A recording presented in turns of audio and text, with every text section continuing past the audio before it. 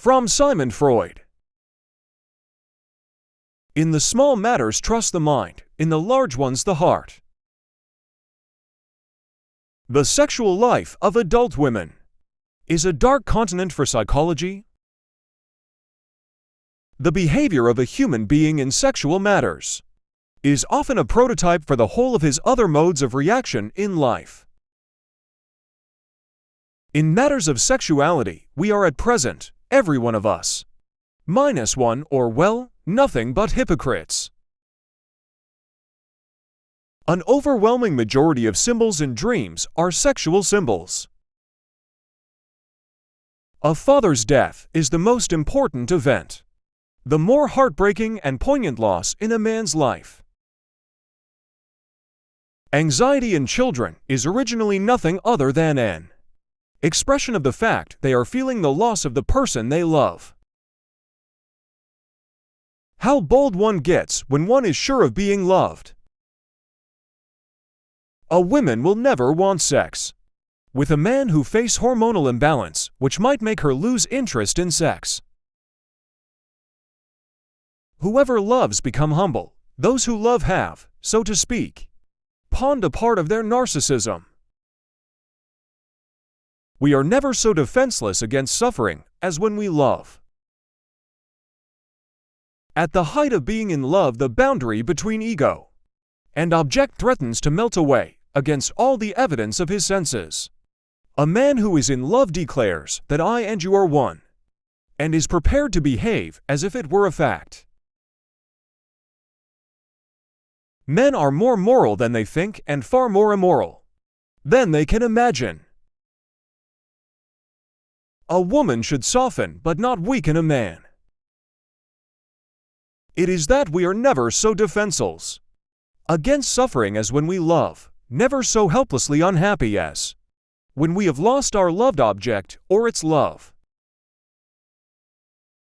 Love and work are the cornerstones of our humanness.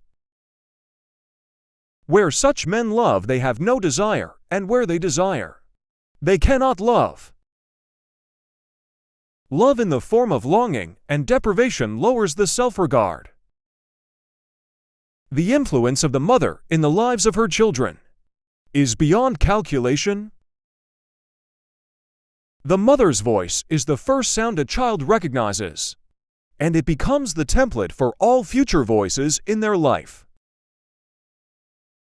Most people do not really want freedom, because freedom involves responsibility, and most people are frightened of responsibility. Unexpressed emotions will never die. They are buried alive and will come forth later in uglier ways. With words, one man can make another blessed, or drive him to despair. The first human being who hurled an insult instead of a stone was the founder of civilization. Rather than living our lives, we are lived by unknown and uncontrollable forces. The virtuous man contents himself with dreaming that which the wicked man does in actual life. Dreams are the royal road to the unconscious. Dreams are often most profound when they seem the most crazy. Everyone has wishes which he would not like to tell to others, which he does not want to admit even to himself. Dreams are the guardians of sleep and not its disturbers. The dream acts as a safety valve for the overburdened brain. The mind is like an iceberg. It floats with 1/7 of its bulk above water. Beauty has no obvious use, nor is there any clear cultural necessity for it, yet civilization could not do without it. The most common form of repression operates not at the level of the individual psyche, but at the level of society.